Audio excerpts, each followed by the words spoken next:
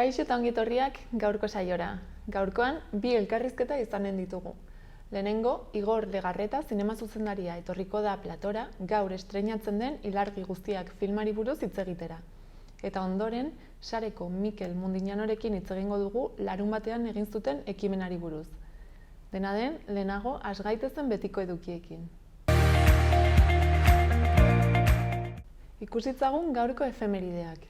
1954ko maiatzaren 14ean, Dolores González Catarain Joyes jaio zen Ordizian. Gainera, 1962an, Ferran Adrià sukaldari kataluniarra jaio zen. Bestalde, maiatzaren 14ean ere, 1980garren urtean, Martin Zabaleta eta bere xerpa Everesteko gailurrera iritsi ziren. Munduko tontorrik altuenera heldu zen lehen euskal espedizioa izan zen. Eta bukatzeko, gaurko egunez ere, baina 1988an, Frank Sinatra abeslaria hil zen. Ikusitzagun orain gaurko lerroburuak.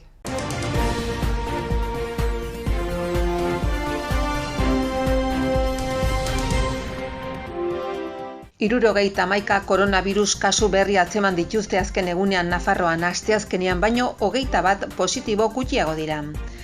Birziklatzeko papera eta kartoia biltzeko kamioi batean gizaseme baten gorpua aurkitu dute, kasua ikertzen ari dira. Udako Euskal Unibertsitateak eta Euskal Herriko Unibertsitateko hainbat ikertzailek elkarlanean antolatuta gatazkaren irakurketa feministak fikzioak diskursoak errealitateak jardunaldi egingo du datorren maiatzaren 15ean Iruñako Katakrak gunean. Eromeko langilek 3 orduko lanuzte egin dute eta akzionak Sarrigurenen duen lantokiaren parean konzentratu dira.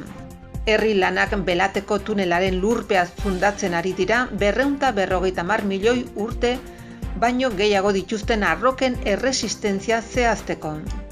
Haur eskoletako gurasoak taldeak ohartarazi duenez, 165 familia euskarazko eredurik gabe geldituko dira Iruñan hurrengo ikasturtean.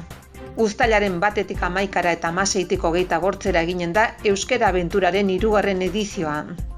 Elizondoko Zahar-etxeko langileak 8 egunetako greba egingo dute lan baldintza duinak defendatzeko. 2022ko lan egutegiko jai egunak ezarri ditu Nafarroak. Nafarroko enplegu zerbitzuak 5.210.000 euro bitarteko laguntzak ematen ditu enpresetan kontratu mugagabeak egiteko. Ximur jaso ikastolaren musikal berria eskainiko da Barañaingo auditorioan gaur eta bihar. Iruñako udalak maiatzaren 27 arte ireki du euskara sustatzeko proiektuetarako laguntzen deialdian eskaerak aurkezteko epea. Kondestablen ekainaren 20 bitarte atzera begirako erakusketa bat Luis Garrido pintore iruindarraren 50 urteko sorkuntza ibilbidean. Arte laborategia familia artean, Emozio Arte Jus Larrotxako Zibiboxan larunbatean eguerdiko 11etatik aintzinera. Zine klasikoaren barne gaur egungo zinea Rifi Kondestableko Zibiboxan larunbatean arratsaldeko 6etan. Postal kolekzionistaren bagoi hutsak kontzertua Iruñako Katakraken maiatzak 18an arratsaldeko 7etan.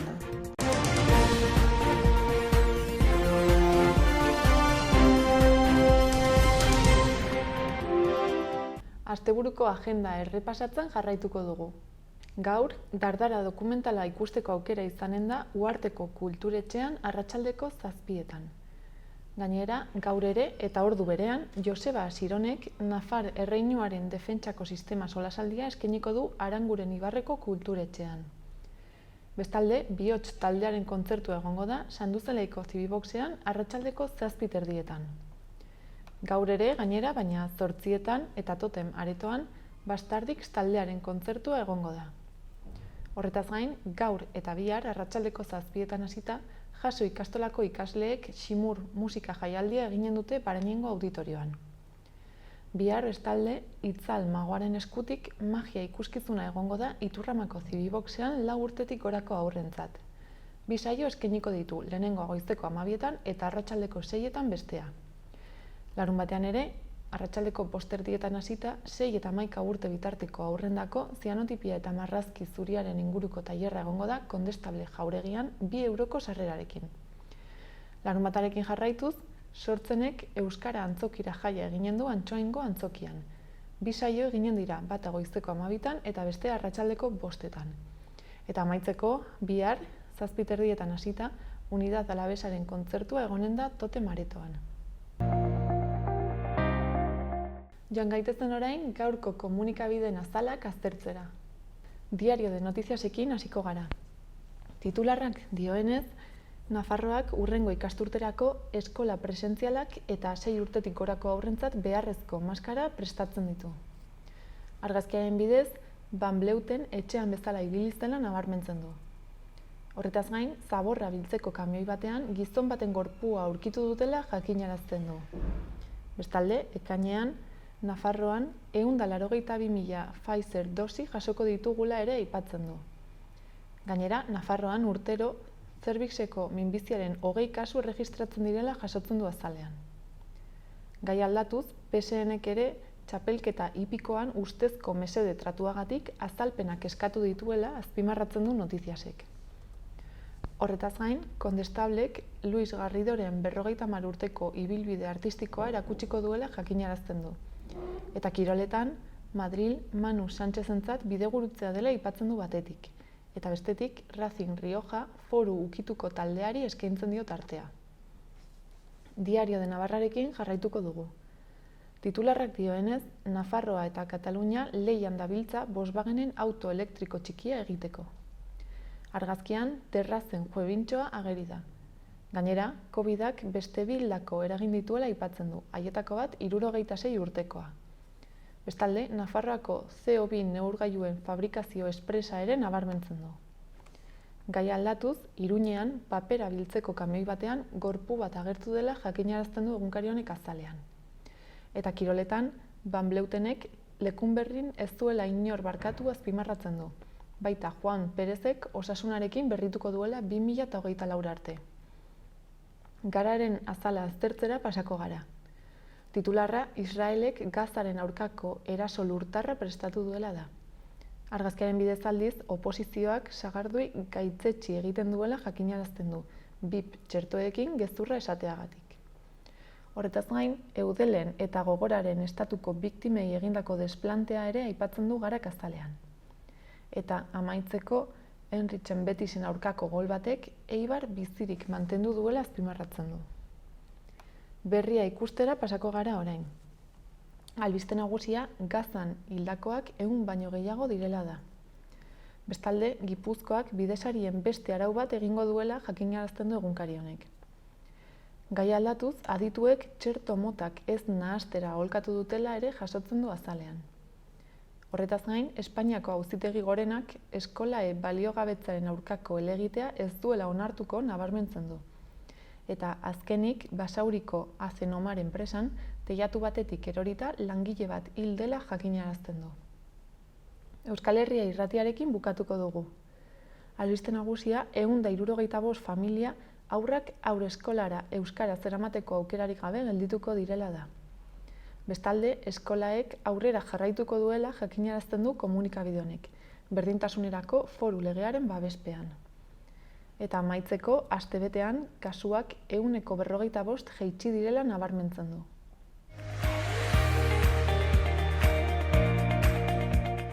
Asteburuko eguraldiaren iragarpenak ikustera pasako gara.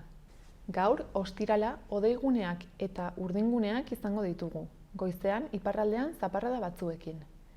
Iparekialdean alabaina baliteke hodei ugarirekin eta euri kontuekin jarraitzea arratsaldera arte. Kantauri isurialdearen mendebaldean goizean goiz zaparrada batzuk botako ditu, baina eguerdirako atertu eta ostarte zabalak irekiko dira. Lurraldearen erdialdean eta hegoaldean ostarteak izango dira egun osoan, eta eguerdi inguruan ostarte horiek zabalagoak izango dira. Azken orduetan baliteke behe hodei batzuk sortzea Kantauri isurialdean eta zirimiri pixka bat egin dezake. Temperaturan ez da aldaketarik espero ipar isurialdean eta hegoaldean igo egingo dira maximoak. Ipar mendebaldeko eta iparraldeko haizea ibiliko da. Bihar, larunbatean, giro nahasia izango dugu, hodei ugarirekin eta euri pixka batekin. Fronte bat Bizkaiko golkoan egongo da, gugandik oso hurbil. Beraz, egun osoan hodei geruza lodia izango dugu, nahiz eta hegoaldean apur bat arinagoa izan. Euriarekin ere gauza berdina gertatuko da. Ipar isurialdean euri egiteko probabilitatea handiagoa izango da, batez ere iluntzetik aurrera, baina goizaldean eta arratsaldean ere tanta batzuk bota ditzake. Dena den, orokorrean euri txikia egingo du. Temperaturan ia ez da aldaketarik izango kostaldean, baina barnealdean igo egingo dira. Hego mendebaldeko haizea ibiliko da eta arratsaldean ipar mendebaldera egingo du. Eta igandean, giro goibela eta umela izango dugu. Fronte batek bete-betean eragingo digu. Zerua estalia egongo da eta euria egingo du tarteka. Mendebaldeko haizea ibiliko da eta temperatura jaitsi egingo da, batez ere barnealdean. Hala ere, Nafarroa eta Araba hegoaldean giroak nahiko epel eutsiko dio.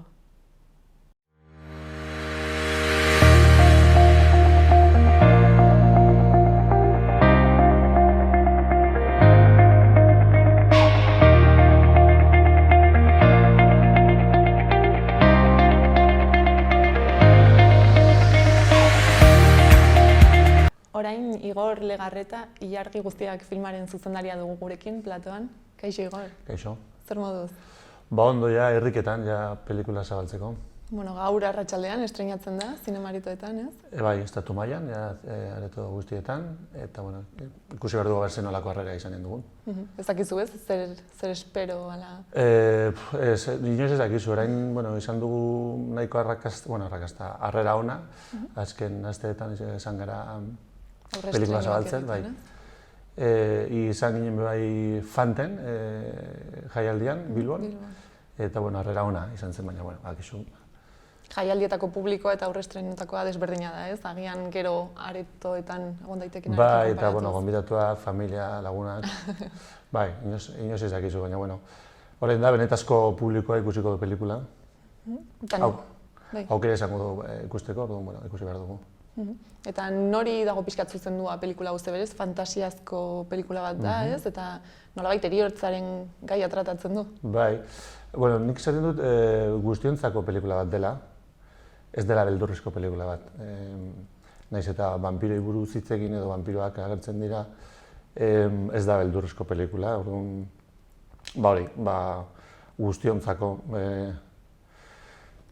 Iluna da, esan dugu iluna dela eta itzura eta hori, baina ez da terrorezko pelikula bat. Orduan zera pixkat pentsarazten dizun pelikula bat, ala nola deskribatuko zenuke pixkat zein den helburua pelikula honekin? Bueno, hasi ginen hitz egiten, bueno, hilezkortasunaz, eta hilezkortasunaz hitz egiterakoan, hitz egiten dugu bai, hilkortasunaz, bai. Heriotzaz hitz egiterakoan hitz egiten dugu bizitzaz. Orduan, bueno, helburua da hori pixkot, nolabait, bestean esan dut, oda txiki bat dela edo hilkortasunaz edo bizitzaz, edo ze importantzia duen heriotza bizitzen, ezta? Behar dugula heriotza perspektiba emateko bizitzari, bai? Eta nolabait gozatzeko gure bizitza, bueno, Heriotza egon behar. Heriotza importante da, eske importante da. Eske bestela betirako bizitza hori ez dakiz izango den, baino beste gauza bat izango da. Denain ez da lantzeko gai oso erresa, ez? Agian pixkat komplikatua izan daiteke, ala? Bueno, kostatu zitzaigun batez ere tonoa aurkitzea, hori, hasi ginen gustukoa dugu generoa eta gustoko ditugu Jon Sagala eta biok beste gidoigileak gustukoa dugu beldurrezko eta generozko pelikulak, hau ez da.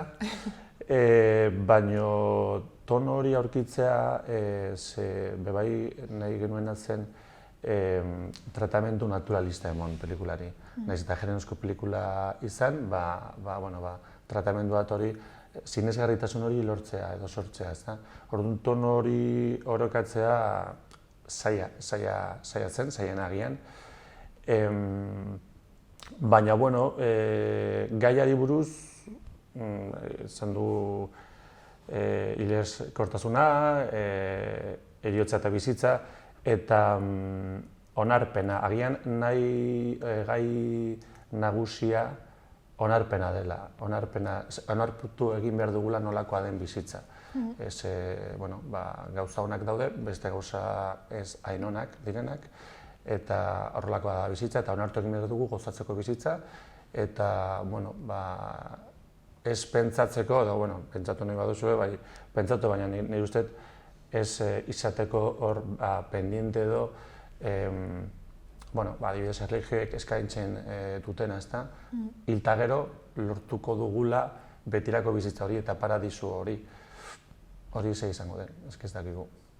Orduan da pixkat ez, apurtzen duzu ere heriotzaren inguruan dagoen nolabaiteko tabu horrekin? Hori da. Nik uste tabu, oraindik daukagula tabu hori, ez gustatzen hitz egiten heriotzaz, normalki ez den bagara hitz egiten heriotzaz, norbaitek agertzen da esateko, aldatuko dugu gaia mesedez. Bueno, mingarria izan daitekelako, ez? Baina ez da desagertuko. Bai, ez hitz egiteagatik. Hori da. Mingarria da, bai. Beldur gara, bai, eta normala da, beldur izatea, heriotzaren beldur izatea, hori normala da. Baina, nola, onartu egin behar dugula, hori da, pentsatzen dudan, onartu egin behar dugula, hemen dagoela heriotza, gure heriotza, hemen dagoela, ez dago itxoiten ez dakite zenbat urtetara, edozein momentuan agertu daiteke, eta, bueno, hori, esan duguna, heriotzaren beldurra hori nola kudeatu edo nola, onartu edo hortik doa pelikula gutxi gora bera. Baina, justu ez, garai honetan agian pandemiarekin oraindik esanguratsuagoa da. Nik uste da proposa dela, begira ze gertatu zitzaigun, edo gertatzen ari zaigun, etxean sartuta gaude, ilunpean, orokorrean, eta beldur gara ateratzeko, edo kalera argiari edo ateratzeko beldur hori badago mahai gainean, ezta? Eta beldur hori zein da, heriotzaren beldurra. Orduan egunerokotasunean dugun gai bat, azken finean. Hori da.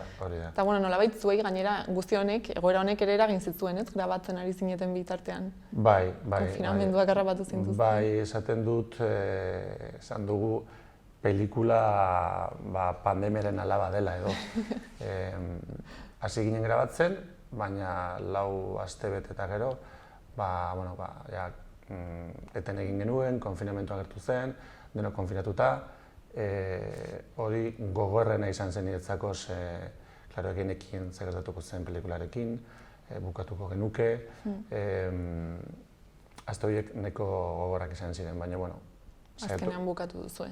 Bai, zorionez, eta hemen gaude ja estrenatzekoa.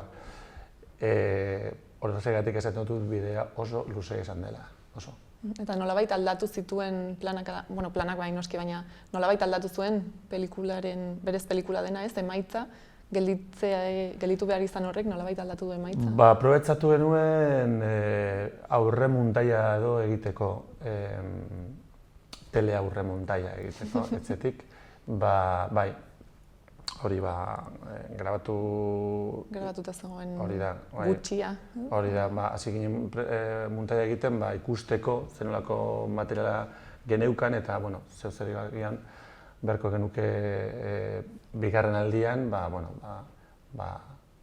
hobetzeko materiala. Eta batez ere burua okupatuta izateko bestela, gogorragoa, klaro. Esan da pentsako egunero bukatuko du pelikula, eta mezua jasotzen. Ez dakit noiz itzuliko garen, agian itzuli behar dugu hurrengo otsailean. Eta, klaro, protagonista 12 urteko neska da, hilezkortasuna hitz egiten ari gara, eta oso adina zaila, aldaketa oso azkar doa. Baina azkenean lortu duzu. Bai, lortu du. Guretzako da, arrakasta da pelikula bukatuta izatea eta gaur zabaltzea. Hori da benetazko arrakasta. Normalki oso zaila da pelikula bat bultzatzea, ateratzea, egitea, normalki. Pandemia batekin, imaginazazu. Aipatu duzu ere ez, protagonista hori, gaztetxo bat dela, 12 urte esan duzu ez, Aizea Karneros, bai. Eta gero gainera ere badaude beste aktore oso ezagunak, ez? Orduan pixkat hor ere nolabaiteko kontrastea dago? Bai, gure erronka handiena zen neskatioarena. Protagonista hutsa da eta, genekien hor zegoela pelikularen beharra. Eta aurkitu genuen harribitzi bat. Bai. Orduan, hemendik aurrera jarraituko dugu agian ikusten. Haizea? Bai. Berak nahi badu, nik ez du zalantzarik. Bai, oso ona da, oso ona, oso sensibilitate handia, talento, oso indartsua, oso ausarta. Lotzatia da, baina beste aldetik oso ausarta. Zeberak ez zuen bere izene eman casting egiteko. Ez? Eman zuen bere lagunak, Beragatik. bai, apuntatu ziren bere lagun guztiak, eta gera, Kasualitate. hori da, ez pentsatu, bueno, ni joan ere bai, haiek joaten badira.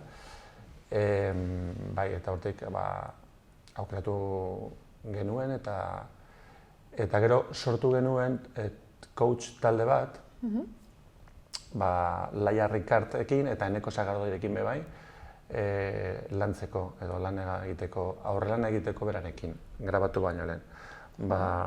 Gidoia lantzeko, bere pertsonaia lantzeko, ikasteko bai teknikan nolakoa den grabaketa baten teknika edo nolakoa den grabaketa profesionala. Zeklera gauza bat da, esateatzean gidoia irakurtzen edo, esaldiak botatzen, eta beste gauza bat da mendietara joan, 50 piko txoratuekin, foko, kamarak, denbora gutxi, presioia oso zaila, baina izeak lortu du. Primeran egin zuen. Eta, bestalde, hemen Euskal Herrian grabatu duzu, ez? Bai, Euskal Herriko bira egin dugu. Nahi zenuten pelikula etxekoa izatea. Hori da, bai, hasieratik nik gidoia sortzerakoan nik kokatu genuen Nafarroan, ni bizkaitarra naiz, Leioakoa, baina, ez dakit horren dela, 7-8 urte heldu nintzela hemen bizi izatera. Maite dut pilon Nafarroa, izugarrizko lekua grabatzeko, pelikula egiteko, eta ateratzen zaizkite, ideak edo, bai gidoi berriekin, normalki kokatzen duenean. Nafarroa etortzen zaizu burura. Eta gustatzen zait, ezagutzen duzun lekuan kokatzea historiak, sortzen dituzun historiak. Niretzako da normalena eta ez dakit, emateko bebai zerbait berezia historioi, zure, ez dakit, zuk ezagutzen dituzu lekuak, jendea, historiak, hemengo historiak, ez dakit, nortasuna lortzeko. Aberastasuna agian, ez? Bai, gustatzen zaite. Eta hasieratik hori kokatuta zegoen hemen Nafarroan pelikula. Eta, gero produkzioiak agintzen du bulego orokorra izan zen kokatuta Donostian aldean, orduan, mugitzeko Donostiatik beste lekuetara, oso luzea bada bidaia, hori da arazo bat gero grabatzeko, kentzen didate orduak grabatzeko, orduan.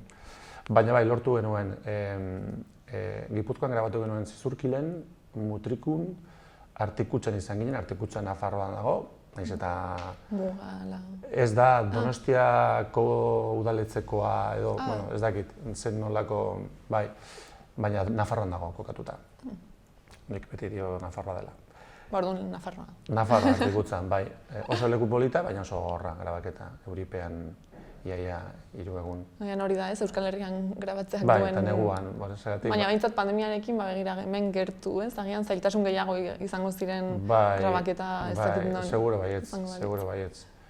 Nafarroan izan ginen Sorroxinen, Urjauzian, Gorostapalon bebai, Zubietan izan ginen, Urbasan eta Leurtzan.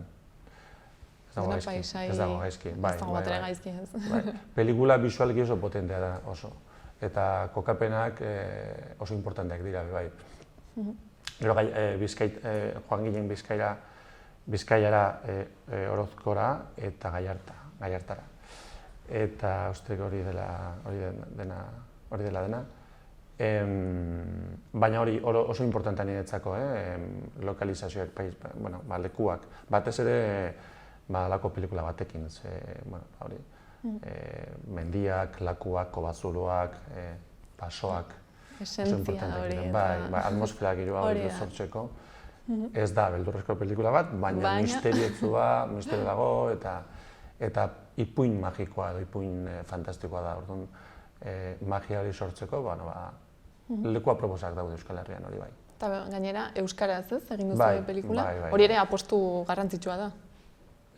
Niretzako izan zen oso erronka polita, ni euskaldun berria naiz, lehenengo pelikula erderaz egin nuen, jatorrizko bertsioia, Ilai Guztian jatorrizko bertsioia, Gitoiaren jatorrizko bertsioia gaztelaniaz idatzita zegoen, baina gero agertu zen proposamena mahai gainean, eta nik pentsatu nuen, ustet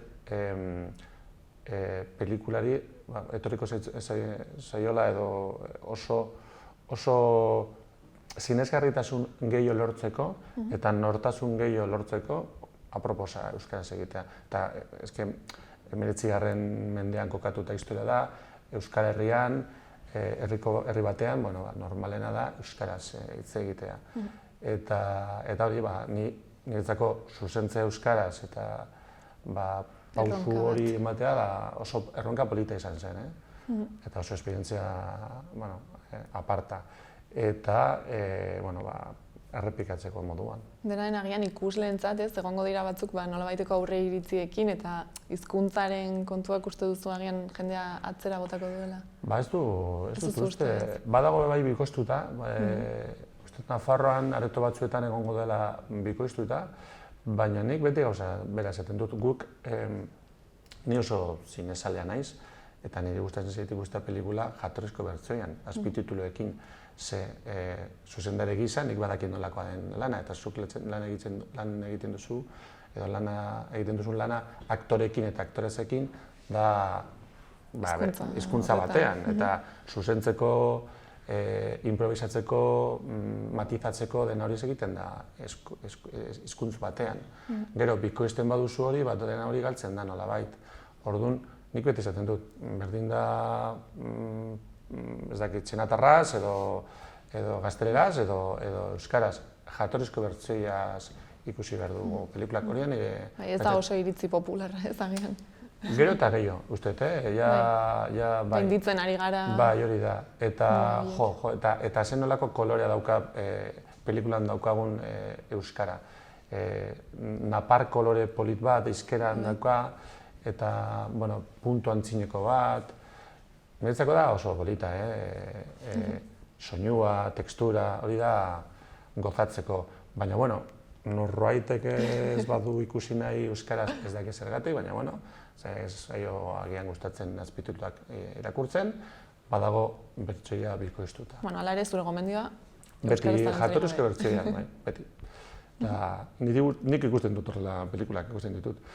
Ingeleraz, frantsesaz, gazteleraz, jatorrizko bertsioa. Dena dago norberaren barruan, ez? Zu prest bazaude... Bai, baina, zuzendari gisa nik hori izaten dut, hobe da. Hobe da, ez dakit. Hobe da eta listo. Bai, gero entzuten duzu benetazko ahotsak, aktoren benetazko ahotsak, eta pentsatzen duzu, ni ohituta nengoen, entzuteko beti bikoiztuta, eta ez berdina da, ez dakit, galtzen dira, matize horiek galtzen dira. Eta horrein, ikusleren bat, animatuko balitz, pelikula hau ikustera joatera, ze nolabait prestatuta joan behar da, edo jakin behar duz zerbait joan aurretik, besterik gabe? Ez, niri gustatzen zait, adibidez, niri trailerrak ikustea zaizkit asko gustatzen, ze normalki trailerretan beti spoiler pila daude.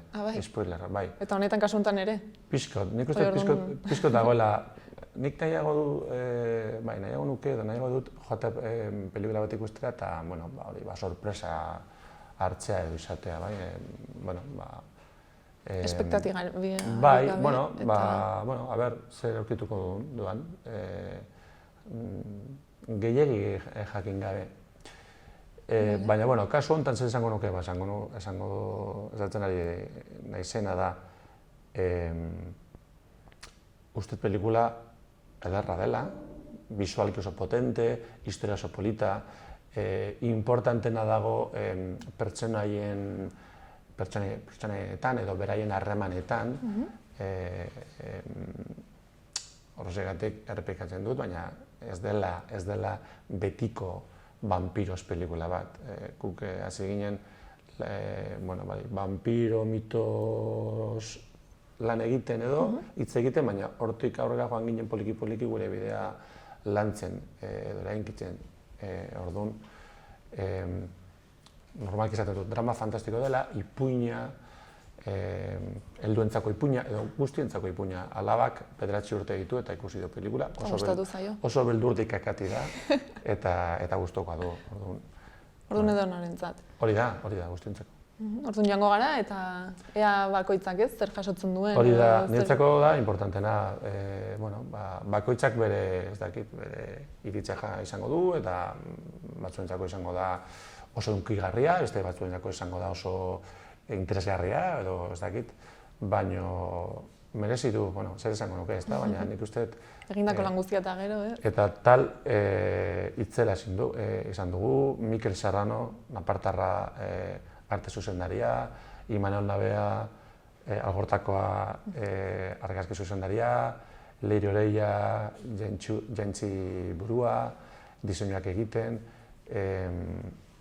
Laogan Dufres muntaia egiten, Pascal Gain musika derra egin du, Pascal Gainek, uste taldea superpotente. Eta hori ikusten entzuten da pelikulan. Zuek ja lan egin da, orain ez, tokatzen zaizue jasotzea. Hori da, nire orain ja mezua jasotzen. Espero ezagun onak, Bai, momentuz behintzat. Bai, momentuz harrera oso ona. Eta begira, asteburu hontan eguraldi kaskarra aukera ezin hobea zinemara joateko. Eskandatzera joateko ez da izango asteburua. Horregatik ba, denok zinemara. Eta esaten dut, ja ustetari garela, ja buelta poliki-poliki ematen pandemiari, eta momentu aproposa poliki-poliki berreskuratzeko gure guneak, galdu genituen guneak, aretoak, musika zuzenean, antzerkia, pelikulak aretoetan, gure kultura berreskuratzeko uste momentu ona dela, orduan, jende animatu da. Bai, hori da. Hori da azken finean mezua. Bai, nik horrela pentsatzen dut. Ez dakit ja bukatzeko zerbait gelditu izan zaigun agian ez duguna esan eta aipatu beharrekoa, besterik gabe. Uste ja dena esan dugula, posik gaudela, oso bide luzea izan dela guretzako, bai bide luzea protagonistarentzako da pelikulan, baina zorionez amaiera... Spoilerrik gabe. Spoiler gabe, gurea, gure bidekoa, pelikulan ez dakit. Ona pozaia eta posik gaude. Pelikulan zabaltzeko, aukera esateko eta jazta. Pelikula ez da gurea, da publikorentzako. Primeran, ikusi beharko dugu orduan.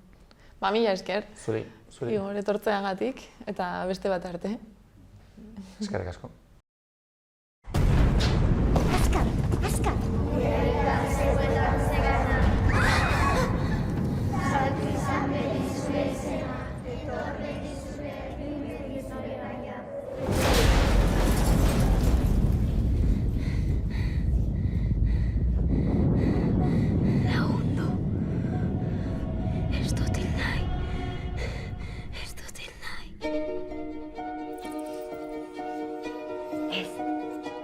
Eguna oso arriskutsua du.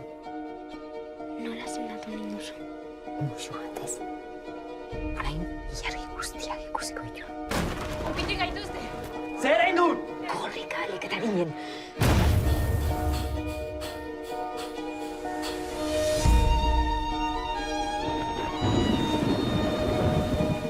Entzun aldu inori falta ote zaion niskatu bat. Eskatu bat? Ez daukat izenik ala. Amaia, izen politxadun, ez da?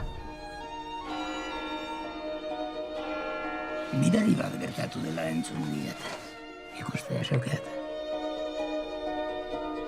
Nola igoa izorra?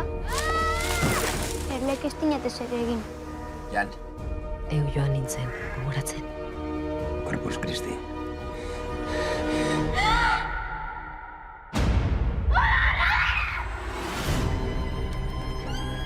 Sí. Hay que rugarla de abru. Badaukazu deabru bati laguntzea. Pentsatuko dira zuken oso nidana. Zeurekoia izan zinen! Ez nazazu bakarrik utzi. Beti izanen gara elkarrekin.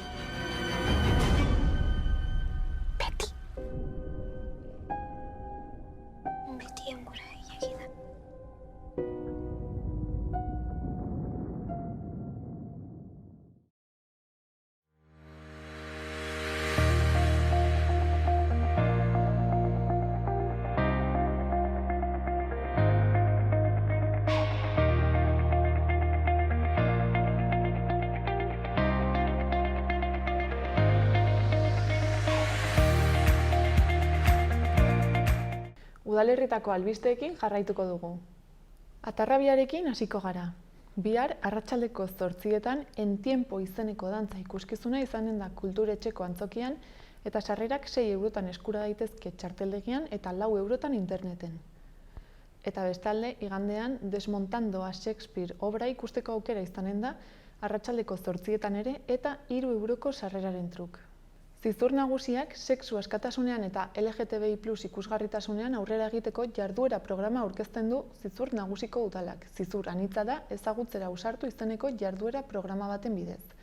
Maiatzaren 17 LGTB-fobiaren aurkako nazioarteko eguna eta ekainaren 28 sexu askapenaren nazioarteko eguna direla eta.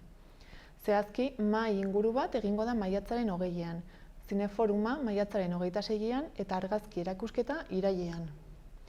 Mahai inguruak identitateak birpentsatuz du izena eta LGTBI+ Abel Uete ekintzailearen eta Josebe Iturriotz ekintzaile transfeministaren hitzaldiek osatzen dute. Biek ibilbide luzea egin dute genero aniztasun sexualaren arloko proiektuetan. Solasaldi horretan LGTBI+ aktivismoak konkistatzen ari dituen erronka berriak aurkeztuko dituzte. LGTBI+ pertsonek jasaten dituzten diskriminazio ugariei buruz eztabaidatuko dute eta identitate estrategiai buruzko hausnarketa egingo dute. Bestalde, zineforumean 5 film labur proiektatuko dira LGTBI+ zinegoak nazioarteko zinemaldiarekin elkarlanean. Lesbianismoa, gazteria, dibertsitate funtzionala eta transexualitatea gai hartuta. Xabi Sánchez, LGTBI+ aktivista, gizarte hezitzailea, sexologian eta generoan aditua eta Nafarroako LGTBI+ kontseiluko kideak dinamizatuko du foruma. Eta azkenik, irailean, Mar Zelop argazkilari eta transgenerem elkarteko aktivistaren eraikuntza identitarioak erakusketa izango da ikusgai. Zizur nagusira iritsiko da erakusketa Transkolore Nafarroako trans pertsonen elkartearen eskutik. Iruñarekin bukatuko dugu. Iruñeko udalak epea ireki du euskara sustatzeko proiektuak egiteko deialdian dirulaguntza eskatzeko. Dirulaguntzak 80.000 euroko zuzkidura dauka. Irabazi asmorik gabeko entitate eta elkartei zuzendutako deialdia da. Euskararen sustapen, normalizazio eta erabilerari bultzada emateko jarduerak eta proiektuak egin ditzaten. Nagusiki, Iruñeko udal mugartean eta herritarrei irekita. Jarduerek 2008ko azaroaren batetik 2021ko urriaren 31 bitarteko aldian eginak izan behar dute. Deialdia, 85. Nafarroako aldizkari ofizialean argitaratu da, apirilaren 27koan, eta heldu den maiatzaren 27 da eskaerak aurkezteko epemuga. Xehetasun guztiak eskuragarri daude udalaren webgunean, laguntzak eta diru laguntzak atalean. Eskaerak telematikoki aurkeztu beharko dira. Diru laguntzen eskaera elektronikoa pertsona juridikoentzat izapidearen bidez. Proiektu bakoitza aintzat hartuta zehaztuko da diru laguntzaren zenbatekoa, balorazioan erdietsitako puntuazioaren arabera. Eskaerak baloratzeko orduan, kontuan hartuko dira entitate eskatzailearen ezaugarriak, proposamenaren kalitatea eta koherentzia eta jarduerak Iruñean euskararen hizkuntza normalizazioan duen eragina. Deialditik kanpo geratuko dira xede edo helburua dela medio beste udal alorretako dirulaguntzetan egokiagoak izan daitezkeen proiektuak. Dela herritarren partaidetzakoak, gizarteratzekoak, berdintasunekoak edo gazteriakoak direlako. Dela hizkuntzaren irakaskuntzarekin edo soilik kirol jarduerekin adibidez zerikusirik dutelako. Izaera kultural edo artistikoa duten euskarazko proiektuak lagunduko dira kultur jarduerak egiteko diru laguntzen deialdian. Aurrekoa, gorabehera, deialdi honetara aurkezten ahalko dira, izaera kultural edo artistikoa edukita programazio zabalago baten barnean nagusiki euskara sustatzeko asmoa duten jarduerak. Deialditik kanpo geratuko dira baita ere, beste udal programek finantzatutako proiektuak, irakaskuntza proiektuak eta telebista, irrati edo prentsan ematekoak. Iazko deialdian 13 entitatek aurkeztutako 19 proiekturi eman zitzaien diru laguntza. Emandako kopuruak 259 eta 12.900 euro artean zeuden. Eta gai aldatuz, Kondestablearen jauregiak hartuko du maiatzaren 13tik ekainaren 20 bitarte Luis Garrido Iruñeko pintorearen sorkuntza ibilbidearen atzera begirako erakusketa bat. Kale nagusiko bigarren zenbakiko eraikineko lehenengo eta bigarren solairuetan 150 obra baino gehiago daude une honetan hainbat teknikatan eginak eta 2 alditan antolatuak. 1977tik 80ko hamarkadara bitarte, Garrido Iruñeko Arte eta Lanbide Eskolako ikaslea zenekoa, eta bigarren fase artistiko bat 80ko hamarkadako erdialdetik 2020 urtera bitarte luzatzen dena. Erakusketa artistaren eskutik doa, figuraziora itzultzeko mugimendu eklektikoetatik hurbil dagoen hasierako planteamendutik, mende hasierako abangoardiak zein kritika sozialeko mugimenduak barneratzen dituen pintura batean, Garrido paisaiak eta bodegoiak margotzera itzuli zen arte. Azken fase horretan sortzaileak monumentaltasuna eta esentzialitatearen zentzua islatzen du.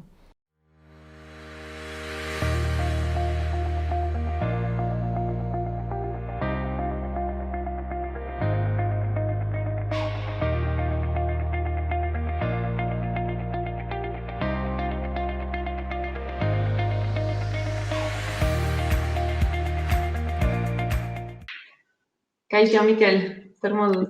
Kaixo, bai, ondo. Bueno, konta iguzu pixkat zuek, saretik ez, larun batean ekimen bat antolatuta zenuten, 650 tontor igotzeko asmoarekin, nolabaiteko erronka edo, eta nola joan zen eguna? Bueno, bai, lehen aipatu behar da, gogoratzen baldin baduzue, urriaren 3 geneukan hasiera batean, iazko urriaren 3 geneukan hasiera batean erronka hau edo ekimen hau nolabait, eta egoera txarrak baldintzatuta, azkenan bertan bera utzi behar izan genuela, eta maiatzaren 8irako jarri genuen zita, ez? Zuk esan duzun bezala, 650 mendi, Euskal Herriko 650 mendi igotzeko erronka nolabait ere, eta Nafarroan 650 mendi horietatik 220 mendi igo genituen, ez? Bueno, pues ez dakit balorazioa bintzat oso ona egiten dugu, milaka eta milaka izan ginen Euskal Herrian zehar mendi tontor horietara iritsi ginenak, Nafarroan ere bai, hori, 220 mendi horiek eta milaka ere bai izan ginen igo ginenak, 3.000 pertsonatik gora igo ginenak, eta orduan hasiera batean bintzat egiten dugune balorazioa benetan pozgarria da, bai. Orduan lortu dira 650 tontor horiek igotzea?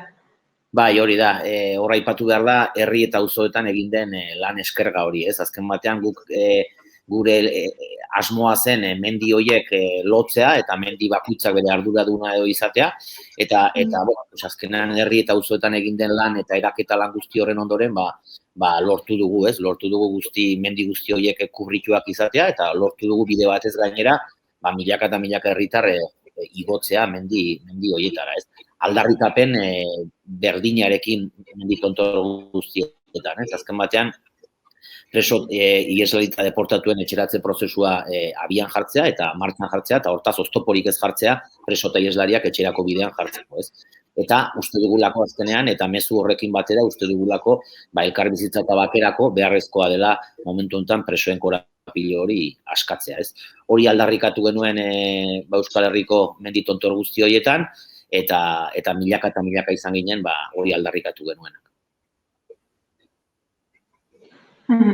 Eta nolabaiteko erantzunik jaso izan da ekimen hau eta gero edo, helburua suposatzen dut ez ikusgarritasuna ematea zela aldarrikapen hauei, eta orain honen inguruan zerbait mugitzen ari da? Bai, berez guke alde batetik hori nahi genuen, ez? Momentuaren garrantzia azpimarratu nahi genuen, uste dugulako momentu honetan, espetxe politika horretan mugimenduak ematen ari direla, ari dira gerturaketak ematen, ari dira gradu progresio batzuk ematen, baina oraindik esan dezakegu guretzako, gure ustez ez dela nahikoa, ez? Azken batean, salbuespen neurriekin edo presoi aplikatzen zaien salbuespen neurriekin amaitu ez dugulako, eta urrunketa bera ere oraindikan ez delako amaitu, ez? Egia da gerturatzeak egon direla, eta egia da senide askoren baitan egoera arindu ere egin dela, baina oraindikan errealitate bat da urrunketarekin ez dela amaitu, eta asteburura oraindikan 100 eta milaka kilometro egin behar direla presoa bisitatu ahal izateko, ez?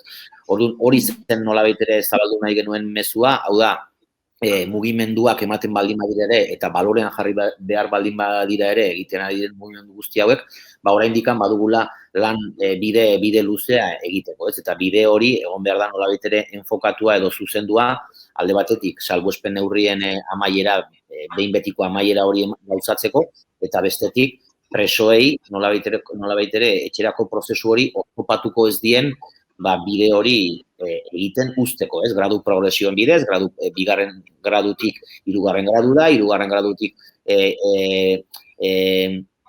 baldintzapeko askatasuna lortu arteko progresio hori nolabait ere, oztopatu ez dadin, ez? Eta, guk bide horretan jarraituko dugu, gizartean nolabait ere, gizartea aktibatuz, gizartea informatuz, zer behar dugun eta momentu hontan zer egin behar dugun, guztion artean bide hori egiteko.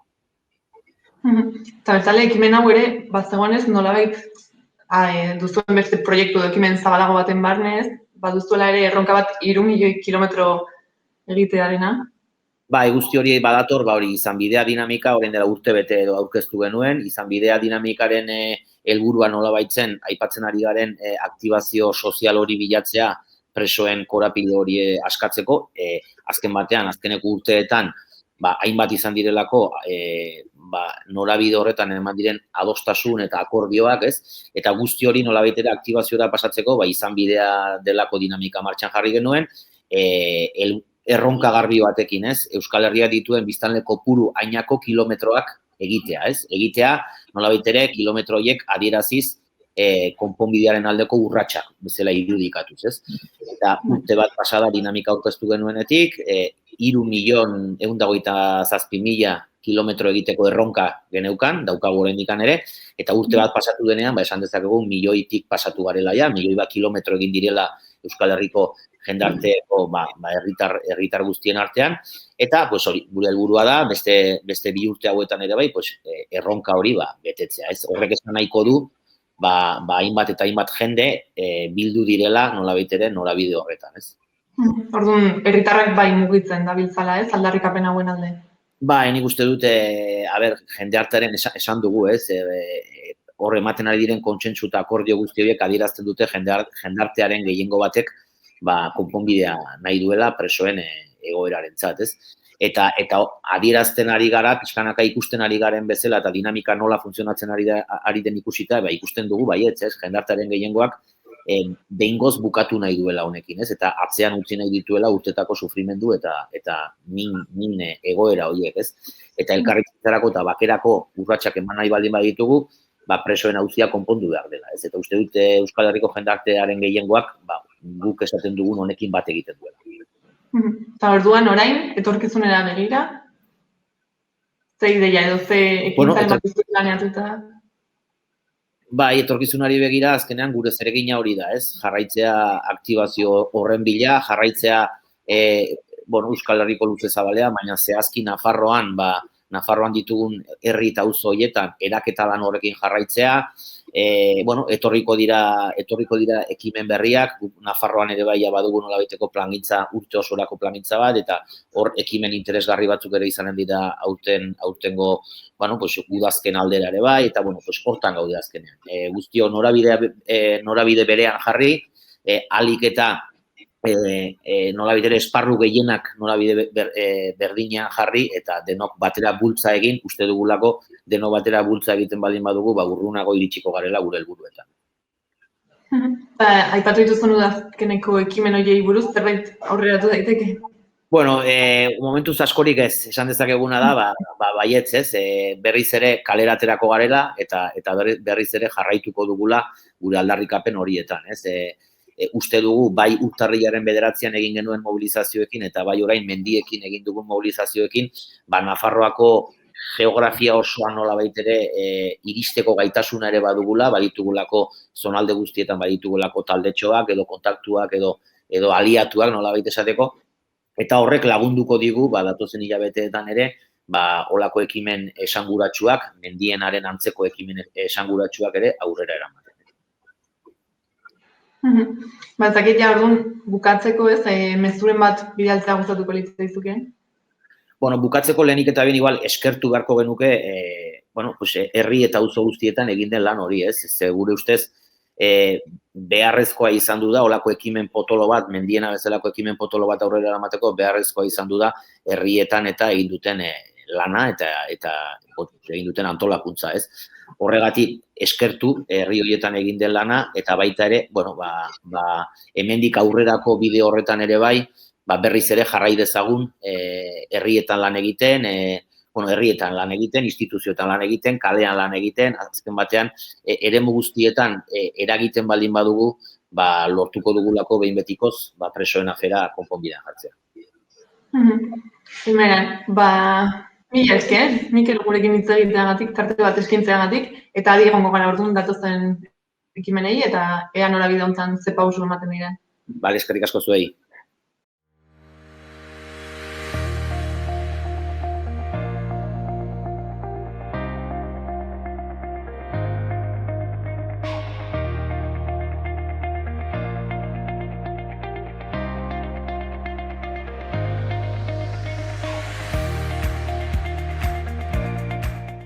Gaurkoz, hau izan da guztia. Eskerrik asko egoteagatik eta asteburu ona pasa. Gobierno de Navarra. Nafarroako gobernua.